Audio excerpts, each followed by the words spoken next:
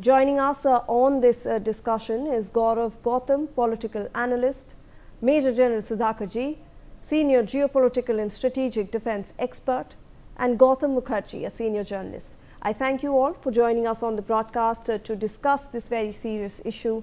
Appreciate your time. If I can go across to Major General Sudhakarji first. Sir, there are a lot of sections over here that believe that the current situation that is prevailing in Karbi Anglong right now is a serious threat to the indigenous existence and social harmony that is currently prevailing in Assam. Do you also believe that this is the case? Yes, Shivani, good evening. Thank you for getting me for your show. It's indeed a serious threat, in my opinion. What I wish to highlight is that it is a tribal issue, and the entire Northeast, by and large, is characterized by tribal and non-tribal issues. And Imphal or Manipur is not far away. It is this Karbi Anglong district we don't have the latest census report, but going by 2011, roughly around 9 plus lakhs of population, out of which Karbis were around 5.1 lakh, but the current population is much higher. And the fact remains that if you roughly carry out the calculation, it comes to around 53-54% of the total population are Karbis, the indigenous population.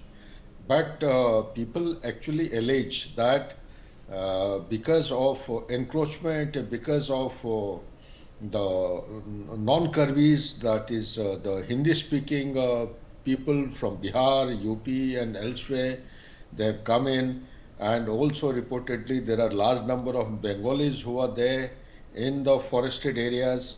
They have been denying the fundamental basic livelihood rights of the local population.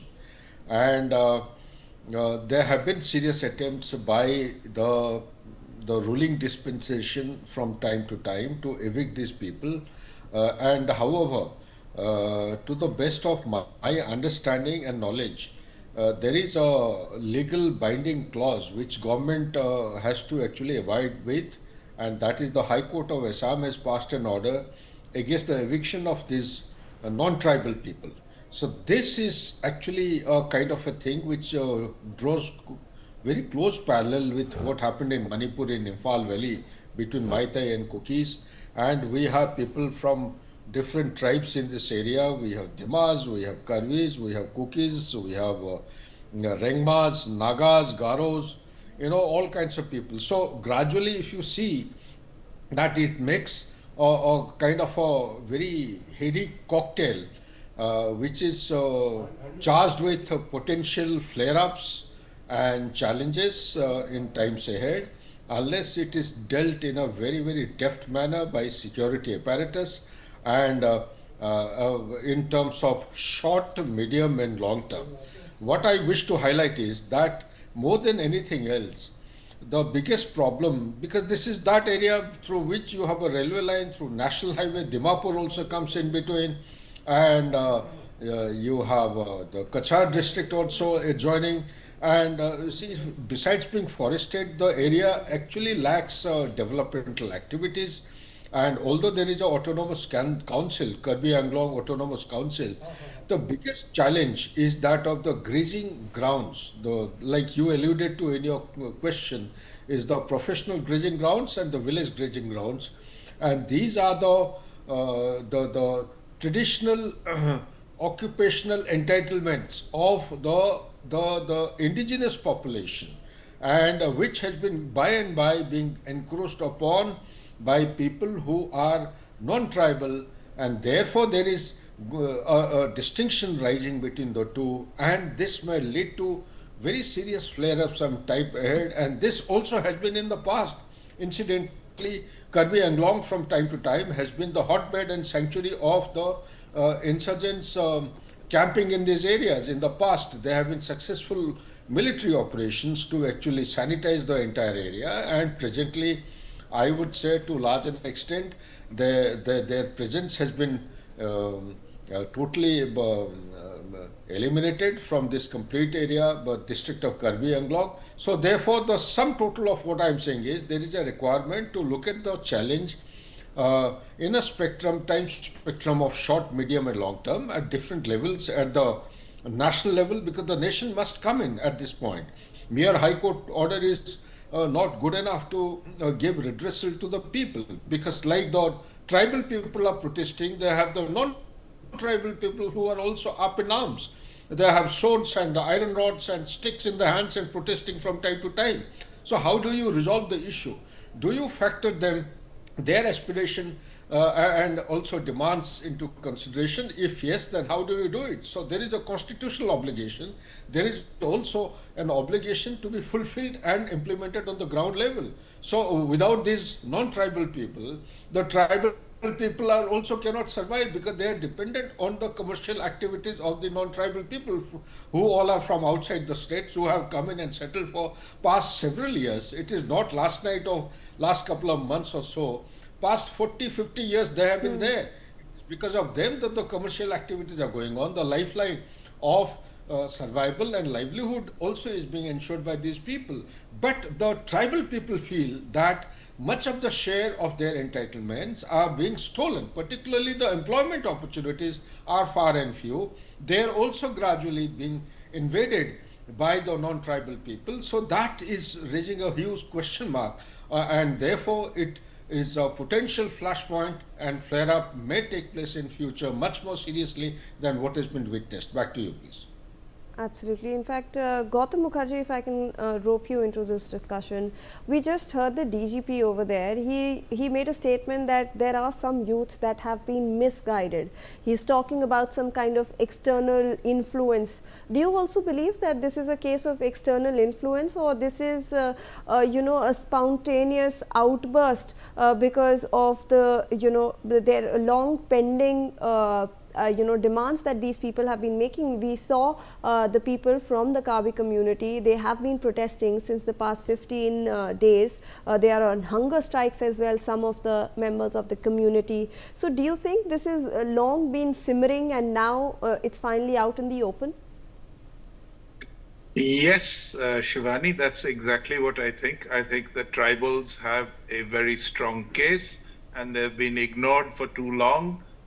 There is a lobby of better heeled people from elsewhere in India, while, you know, under the constitution, people are free to move from one state to another as long as they're Indian citizens.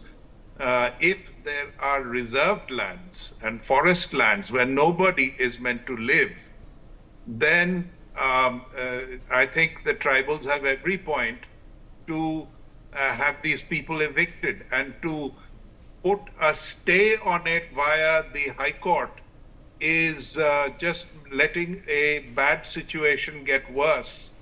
And I do believe that the Assam government should move all the non-tribal people out of tribal land. They can stay in the marketplace and conduct their business, but they have to go and live elsewhere. They cannot possibly occupy lands which are designated for the tribals. So I think they have a very strong point there. In addition, quite a few of these people are Bangladeshis.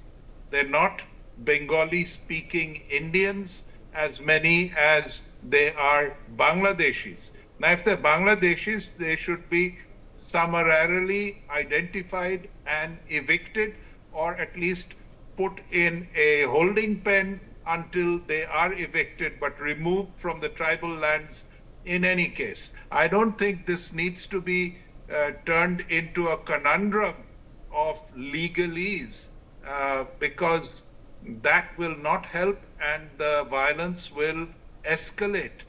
And I don't think a dynamic chief minister like Sarma is going to allow that. Absolutely. Shivani. If I can also rope in Gaurav Gautam, who is joining us on the broadcast as well. He's a political analyst. So when you look at this entire situation, we are seeing that, you know, the state is involved. because there are police personnel on the ground, military is being roped in to make sure that there is peace.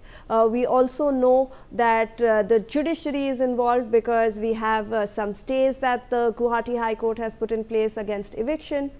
But in the end, the land that we are talking about, sir, it all falls under the jurisdiction of one party alone, under the KAC. So it belongs to the Karbi Anglong Autonomous Council. When so many stakeholders are coming and getting involved on something that does not fall under their purview, do you think that is also kind of muddying the entire situation? I guess there's a yeah. Pardon, Shivani. Can you hear us, sir? All right, I believe there's some issue with the connection over there, but let me take that question across to Major General Sudhakar ji. Sir, do you believe that there are too many parties and too many stakeholders involved now? The land belongs to the KAC. They should be dealing with whatever is happening, but the state is involved, the judiciary is involved now, everyone else is also talking about it. Do you think that has led to this escalation? Shivani, willy-nilly, I would say straight answer to your question is yes, but it is not that simple. It has to be understood in totality. You see, whichever states, there are 4 or 5 states where the 6th schedule is applicable. When you have an autonomous council, the autonomous council is generally structured to have a judiciary, legislature entitlement, as also developmental attributes of the structures. So when you have these things, the judiciary willy-nilly, whatever High Court says, they also have to implement the same, and the participation. There is a percentage of participation of all stakeholders. This is how it is supposed to constitute the organs of the autonomous council. Even though they may be multi-party, the multi-parties are like we had a Bodo Autonomous Council. I myself happened to be there at that point in time when I was serving in the Indian Army. At great difficulty, we could actually start. Not that the Bodo Autonomous Council has addressed all the issues, challenges squarely and boldly. There are thriving problems, but the Autonomous Council is supposed to factor in and take all multiple stakeholders into account when you wish to have participation, public participation. If that is not being done, if some of the components are being ignored, then it is the responsibility, it is the problem of the Autonomous Council.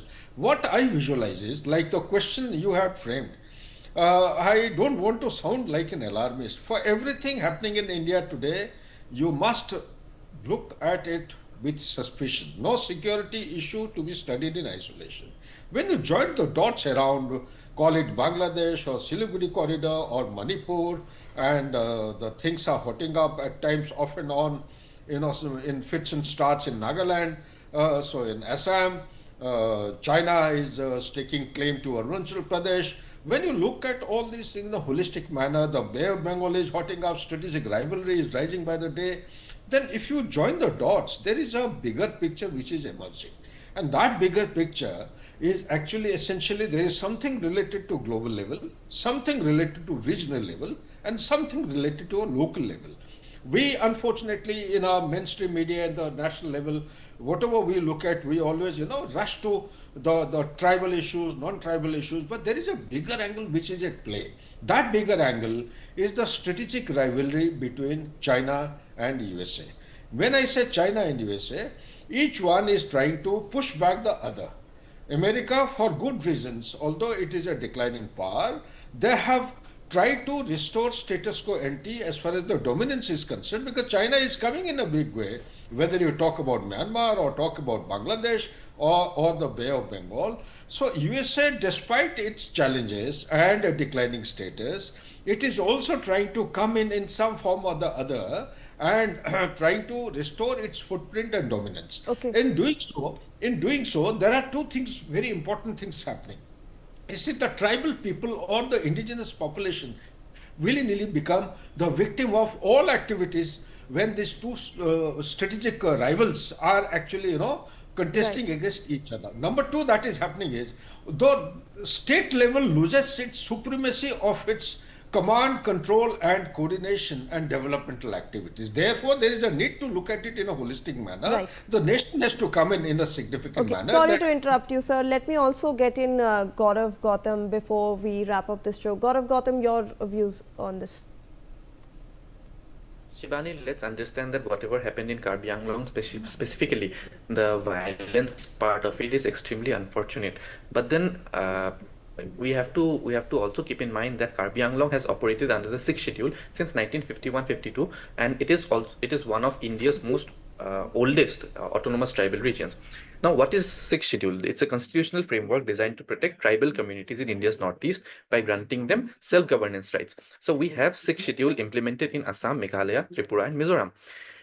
Specifically, when Karbi community people, they work through the Autonomous District Council led by Karbi Anglong Autonomous Council Chief Tuliram Ronghang, when they were protesting against the fact that non-tribal people had encroached their land. So at that moment, things flared up, and they were protesting in Kheroni, and they were protesting against the incidents in Kheroni and Haurakat. These are places in Karbi Anglong.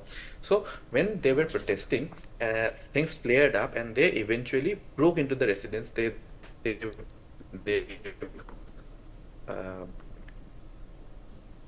All right, there still seems to be an issue with the connection over there, but we got the gist of your points, and I would like to thank all my guests for joining us on the broadcast and discussing this very pertinent issue. Thank you so much for joining us.